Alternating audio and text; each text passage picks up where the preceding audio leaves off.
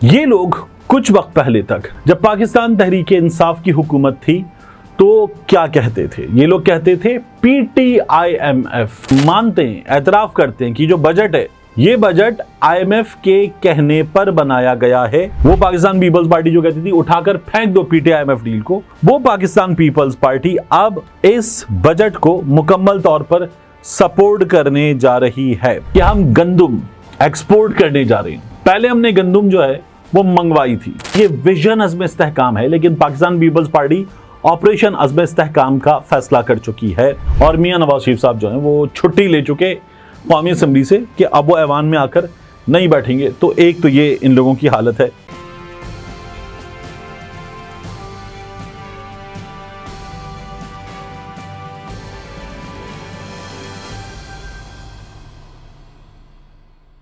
बिस्मिल्लाहिर्रहमानिर्रहीम, अस्सलाम वालेकुम। ये आपका अपना डिजिटल प्लेटफॉर्म है। मैं तारिक मतीन हूँ। वल्लाहु खैरुल माकिरीन। अल्लाह सबसे बेहतर तदबीर फरमाने वाला है, वही बचाएगा मेरे देश को बलाओं से जो बारिश में शजर से घोंसला गिरने नहीं देता, क्योंकि उसकी तदबीर तमाम तदाबीर की इमाम है। बजट के हवाले से अहम तरीन खबर यह है कि वो पाकिस्तान पीपल्स पार्टी जिसने इब्तिदा में कहा हमें एतमाद में नहीं लिया गया, फिर अपने तहफ़्फ़ुज़ात का इजहार किया, फिर कहा कि हम बजट में बहुत सी चीज़ें मंजूर करवा के दिखाएंगे, वो पाकिस्तान पीपल्स पार्टी अब बजट पर मिनो अन अमल करने के लिए तैयार है। सिवाय एक आध को छोड़कर तमाम चीज़ें बजट की वैसे ही की वैसी हैं और टैक्सेस उसी तरह से हैं। तनख्वाहदार तबके पर टैक्स हो या मुख्तलिफ बुनियादी अशियाए ज़रूरिया पर टैक्स हो, ये टैक्सेस उसी तरह से हैं। लेकिन पाकिस्तान पीपल्स पार्टी अब इस बजट की हिमायत करेगी। मैं कुछ चीज़ें आपके सामने रखूंगा, बहुत अहम है। सबसे पहले शहबाज शरीफ साहब का एक बयान और फिर उसके बाद इस बयान पर हम कुछ बुनियादी चीज़ें आपके सामने रखेंगे। शहबाज शरीफ साहब ये कह रहे हैं कि मानते हैं, एतराफ़ करते हैं कि जो बजट है ये बजट IMF के कहने पर बनाया गया है। शहबाज शरीफ साहब क्या कह रहे हैं, ज़रा सुनिए। हमें IMF के साथ मिलकर हमें ये बजट बनाना पड़ा है। जो हालात हैं, मारूजी हालात हैं, उसका तकाजा ये था। अगर IMF का हमें आज जवाब आ गया तो इंशाअल्लाह कल हम आपके सामने पेश करेंगे। तो ये शहबाज शरीफ साहब का कहना है कि हम मानते ये बजट हमने IMF के साथ मिलकर बनाया है। ये शहबाज शरीफ साहब का फरमाना आपने देखा। ये लोग कुछ वक्त पहले तक जब पाकिस्तान तहरीक इंसाफ की हुकूमत थी तो क्या कहते थे? ये लोग कहते थे PTIMF। और ये PTI जो है वो मुल्क का सौदा कर चुकी, ये आवाम का सौदा कर चुकी, स्टेट बैंक को गिरवी रख चुकी, मुल्क की खुद मुख्तारी को IMF के पास गिरवी रख चुकी। ये PTI अब पाकिस्तान के मुफादात का तहफ़्फ़ुज़ करने वाली हुकूमत नहीं है।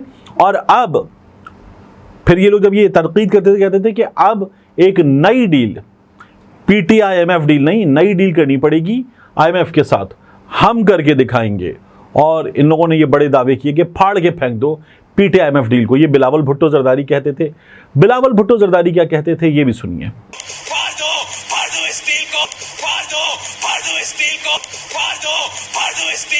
बिलावल के साथ साथ एहसन इकबाल साहब विजन 2030, विजन 2035, 40, एहसन इकबाल साहब मनसूबा बंदी के वजीर।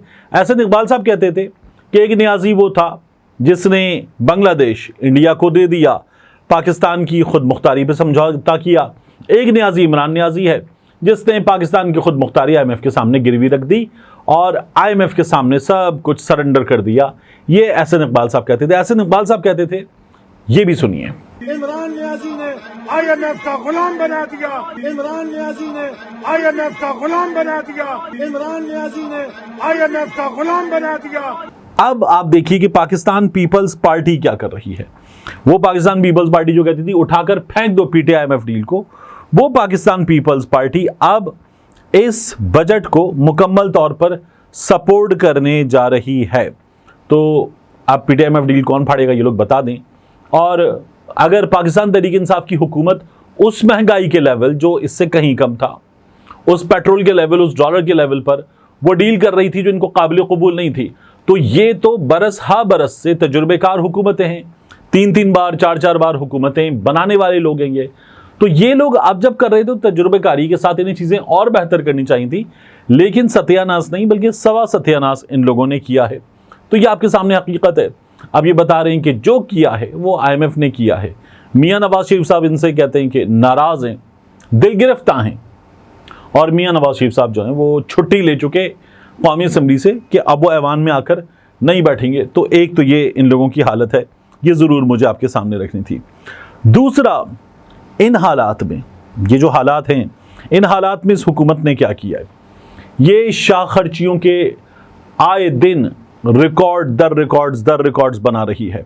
अब ये जो हमारे अराकीन पार्लियामान हैं, ये सब के सब, चलें सब के सब नहीं भी तो 90% अरबपति हैं। इनकी रिहाइश गाहों की तज़ीनो आराइश के लिए अब वो लोग जो महंगाई में पल पल मर रहे हैं, वो लोग जो 2 वक्त की रोटी नहीं खा पा रहे, उनके पैसों से अरबों के फंड्स मुख्तस किए जा रहे हैं। और CDA उसने पार्लियामेंट लॉजेस की तज़ीनो आराइश के लिए तकरीबन 70 करोड़, 69 करोड़, आज 69.8, तो 69 करोड़ 80 लाख मांगे तो तकरीबन 70 करोड़ मांगे। वफाकी हुकूमत ने उस 70 करोड़ मांगने वाले CDA को क्या दिया है? वफाकी हुकूमत ने दिए 369 करोड़। CDA कह रहा है कि हमें 70 करोड़ दे दो, हम अरकाने पार्लियामान की रिहाइश गाहों की तज़ीनो आराइश करेंगे। वो कहते हैं अच्छा हमारे घरों की 370 करोड़ आपके लिए। तो ये इन्होंने बढ़ चढ़कर किया है और ये इनका कारनामा है। ये हमारे सामने ऐसे कारनामे इस मुल्क में आम आदमी के पैसे पर आते रहते हैं, इतने ही नहीं है।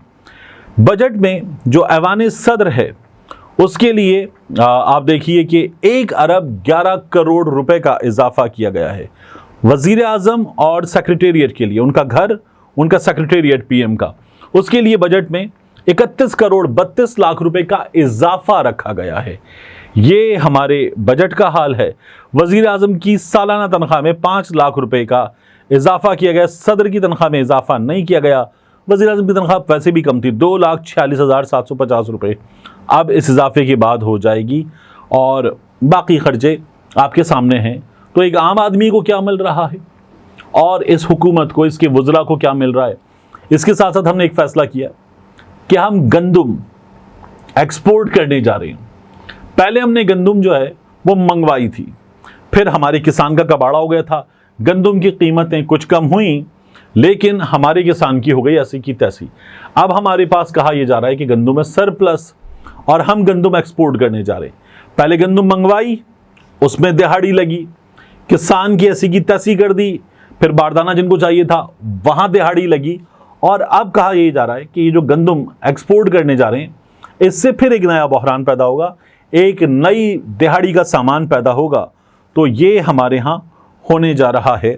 लेकिन मैं बार बार कहता हूँ ना आपसे, इस मुल्क में ऐसे ही है, ये ऐसे ही चलता है, तो ये चलेगा इसी तरह से, कोई ख़ास फ़र्क नहीं पड़ेगा।